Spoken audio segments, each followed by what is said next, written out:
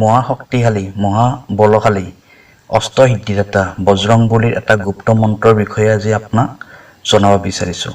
এই মন্ত্ৰটো জপ কৰিলেতো ইয়াৰ ফল পাবই, লগতে এই মন্ত্ৰটো শুনিলেও আপুনি ইয়াৰ সম্পূৰ্ণ ফল লাভ কৰিব পাৰিব। আপোনাৰ জীৱনৰ সকলোবোৰ সমস্যা, সকলোবোৰ দুখ কষ্ট চিৰজীৱনৰ বাবে দূৰ হৈ যাব। আপোনাৰ মনে বিচৰা সকলোবোৰ ইচ্ছা পূৰ্ণ হ'ব।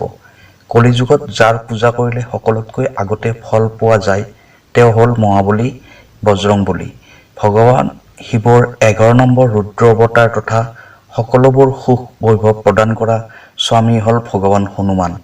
বৰ্তমান সময়ত যদি ভগৱান হনুমানৰ পূজা কৰা হয় তেনেহ'লে সোনকালে ফল প্ৰাপ্তি কৰিব পাৰি। অন্য দেৱ দেৱীতকৈ ভগৱান হনুমানে অতি শীঘ্ৰে ফল প্ৰদান কৰে।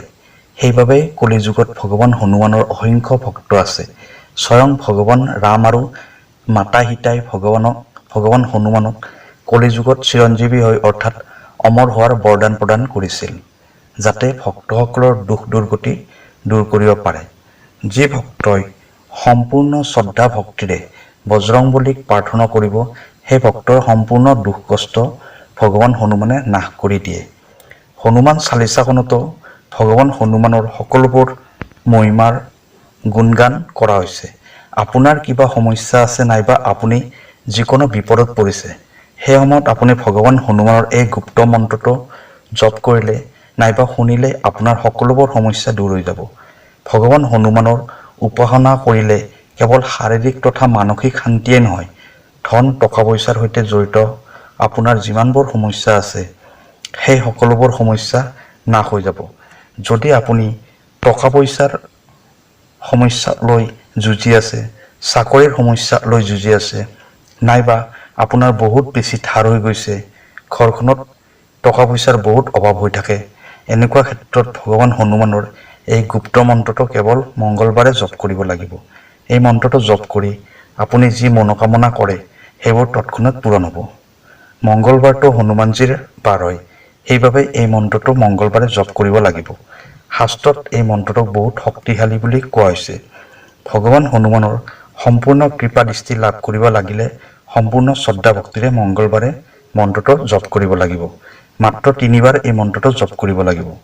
মন্ত্ৰটো জপ কৰাৰ পিছত আপুনি যিবোৰ মনোকামনা কৰিব সকলোবোৰ পূৰ্ণ হ'ব। মন্ত্ৰটো জপ কৰাৰ সময়ত আপোনাক যাতে কোনেও ডিষ্টাৰ্ব কৰিব নোৱাৰে তেনেকুৱা ঠাইত জপ কৰিব। ৰাতিপুৱা 4 বজাৰ পৰা 6 বজাৰ ভিতৰত এই মন্ত্ৰটো জপ কৰিব পাৰিলে অত্যন্ত শুভ হ'ব। সম্পূৰ্ণ শান্ত পৰিৱেশত মন্ত্ৰটো জপ কৰিব।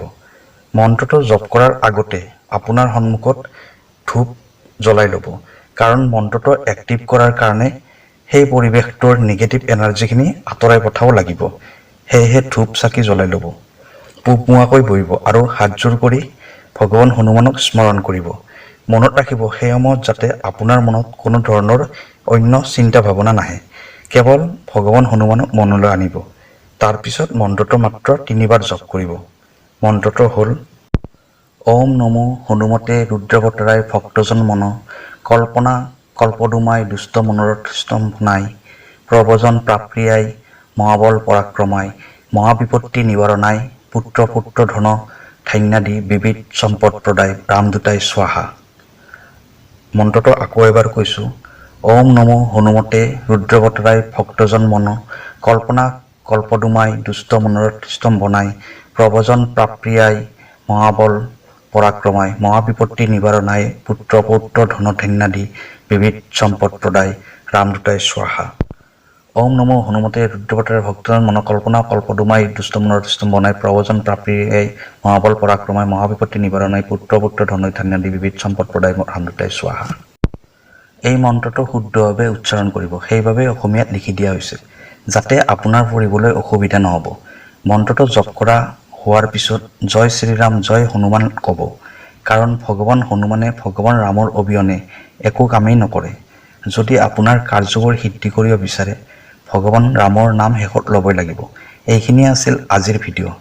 আমি আহিম আকৌ এটা নতুন ভিডিঅ'ত। তেতিয়ালৈ নমস্কাৰ।